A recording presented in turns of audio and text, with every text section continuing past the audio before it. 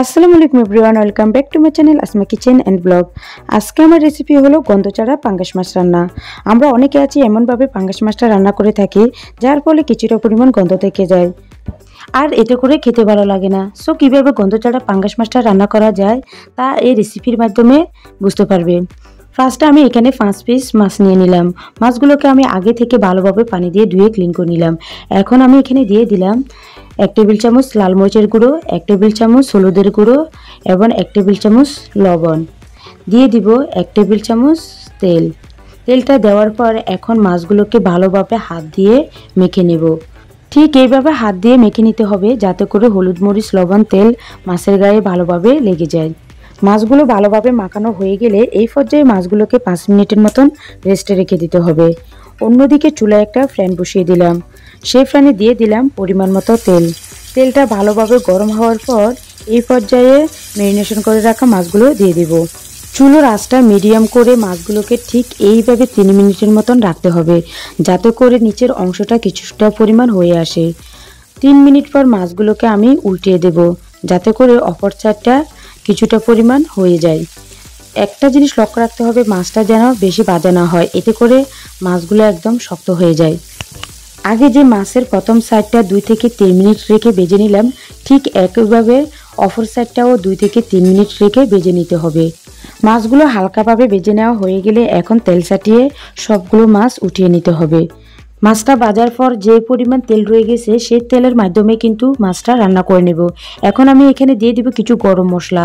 দিয়ে দিলাম 2টো তেজপাতা, 2টো এলাচ, 3 থেকে 4টে লং, 2টো দারচিনি, 2টো গোলমরিচ।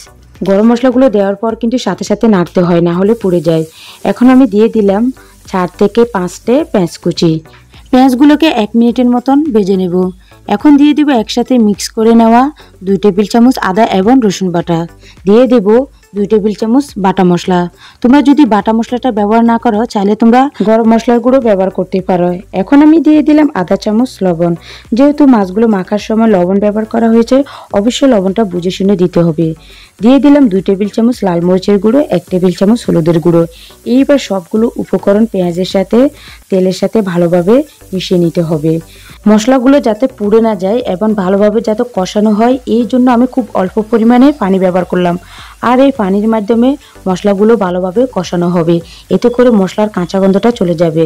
যখন দেখবে তেলটা একদম উপরে বেশি উঠেছে, ঠিক এই পর্যায়ে বুঝে নিতে হবে যে মশলাটা ভালোভাবে কষানো হয়ে গেছে। এখন আমি এখানে 4টে কাঁচামরিচ দিয়ে দিলাম। তার সাথে দিয়ে দিলাম খুব অল্প পরিমাণে লেবুর রস। এই লেবুর রসের মাধ্যমে কিন্তু মাছের গন্ধটা চলে যাবে। যেসব মাছে এক ধরনের গন্ধ থাকে সেই মাছগুলো যদি এইভাবে লেবুর রস দিয়ে রান্না করা হয় তাহলে পুরোপুরি গন্ধটা কিন্তু চলে যায়। এখন আমি মাছগুলো দিয়ে দিব আর মাছগুলোকে ঠিক 3 মিনিটের মতন ধরে রাখতে হবে যাতে করে মাছের নিচের অংশে ভালোভাবে মশলাগুলো ঢুকে যায়। 3 মিনিট পর আবার মাছগুলোকে ছোট একটা চামচের দ্বারা উল্টিয়ে দিতে হবে যেন উপরের অংশটাতেও মশলাগুলো ভালোভাবে ঢুকে পড়ে। আবারও সেম মাছগুলোকে আগের মতো 2 থেকে 3 মিনিট ধরে রাখতে হবে যাতে করে পুরোপুরি মশলাটা ঢুকে যায়। 2 থেকে 3 মিনিট ধরে রাখার পর এখন আমি এখানে কিছু পরিমাণ পানি দিয়ে দিব আর এই পানির মাধ্যমে পুরোপুরি মাছটা কিন্তু হয়ে যাবে। যেহেতু মাছগুলোকে আগে ভাজা হয়েছে তাই এখানে বেশি পরিমাণ পানি ব্যবহার করা যাবে না, তাই এখানে আমি অল্প পরিমাণে পানি ব্যবহার করলাম। দিয়ে দেব মোটা করে কেটে নেওয়া কিছু পরিমাণ টমেটো। এখন ঢাকনা দিয়ে ঢেকে 3 থেকে 4 মিনিটের মতো কুক করে নেব। 3 থেকে 4 মিনিট হয়ে গেলে ঢাকনাটা উঠিয়ে নিলাম। এখন আবারও ছোট একটা চামচের মাধ্যমে মাছগুলোকে হালকাভাবে নেড়েচেড়ে দিতে হবে। চাইলে তোমরা এই সময় লবণটা চেক করে নিতে পারো। আবারও ঢাকনা দিয়ে ঢেকে 5 মিনিটের মতন কুক করে নেব পুরোপুরি রান্নাটা হওয়ার জন্য।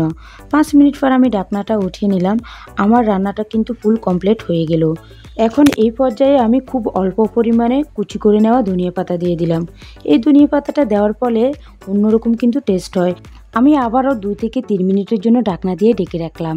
আর ঢাকনাটা উঠানোর পর দেখতেই পারছো মাছের কালারটা কতটা সুন্দর হয়েছে, তেলটা একদম উপরে ভেসে উঠেছে আর কতটা গ্রেভি হয়েছে।